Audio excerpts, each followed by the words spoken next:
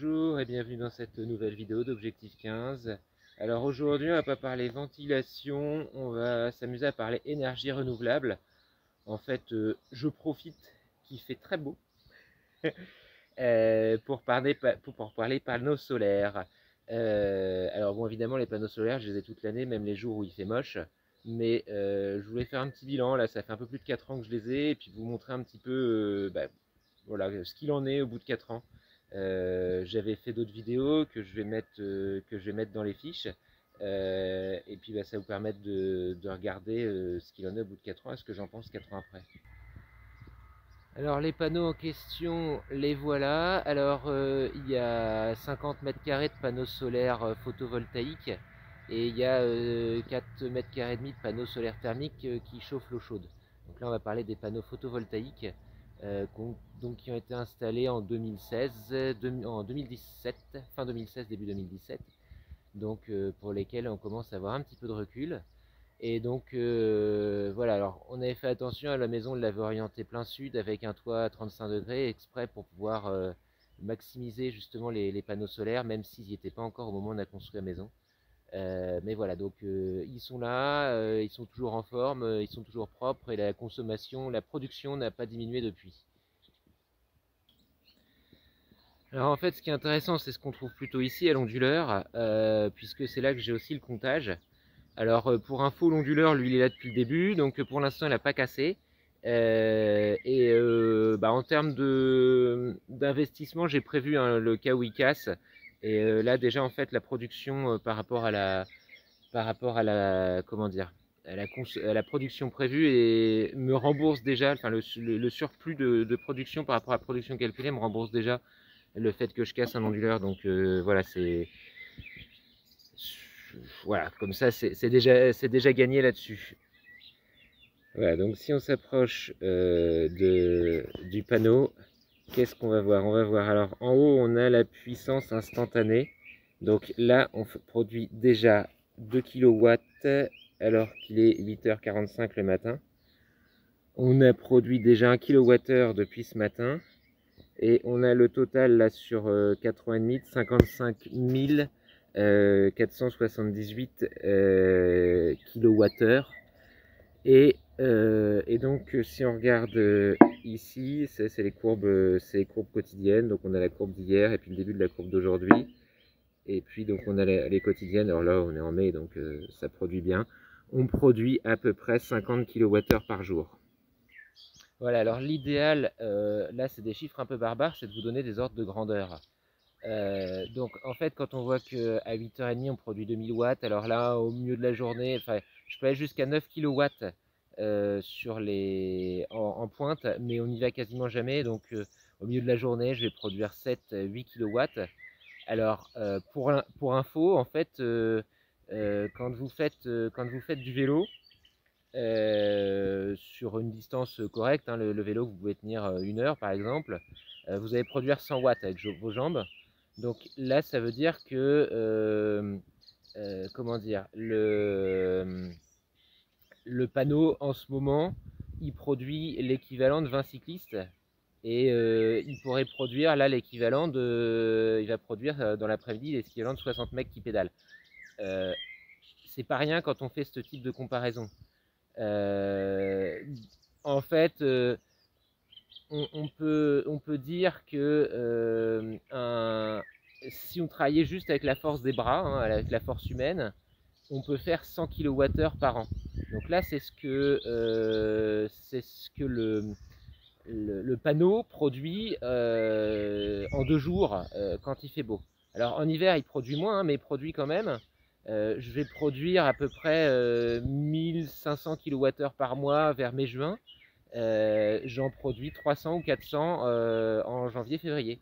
300 ou 400, voilà, c'est l'équivalent de ce que peut donner la force humaine pendant un an, de 3 personnes. Ouais, donc c'est pas rien, la production solaire, c'est pas rien. Alors maintenant, on va parler quand même aussi du reste, hein, parce que, alors est-ce que ça émet du CO2?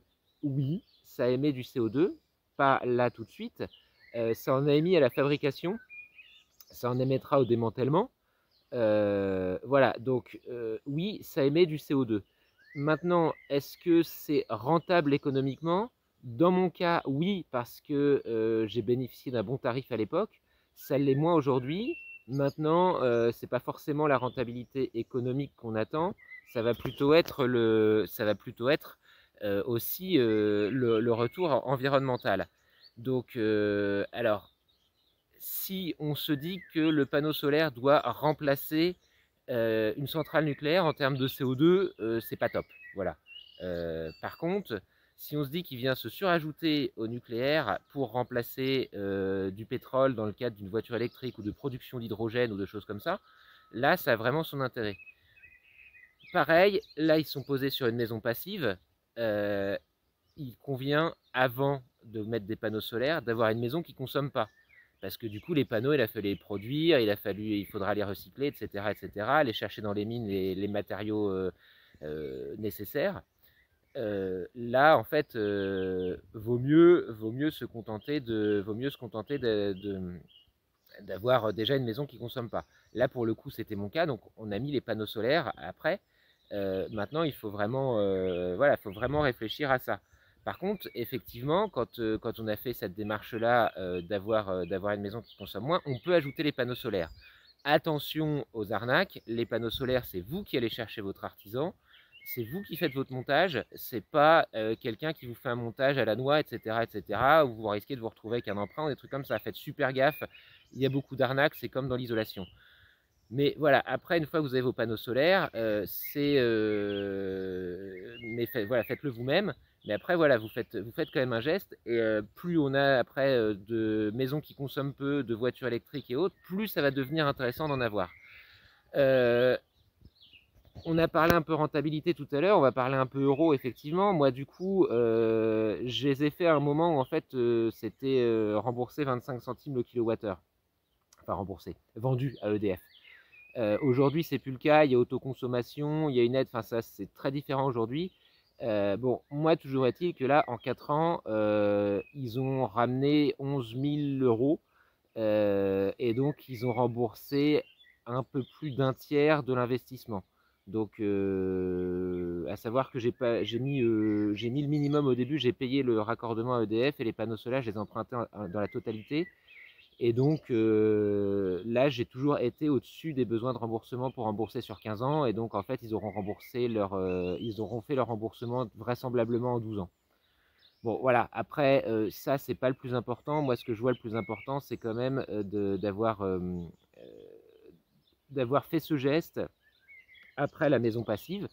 Et donc de bien faire attention. Alors c'est pareil, hein, j'ai pas pris des panneaux chinois, j'ai pris des panneaux allemands, alors parce que les panneaux français n'étaient pas forcément faciles à trouver. Mais voilà, il faut faire attention aussi à ça. Mais il n'en reste pas moins que voilà, les énergies renouvelables, enfin, il y a beaucoup de toits en France qui sont orientés au sud et sur lequel on pourrait se permettre de mettre des énergies renouvelables.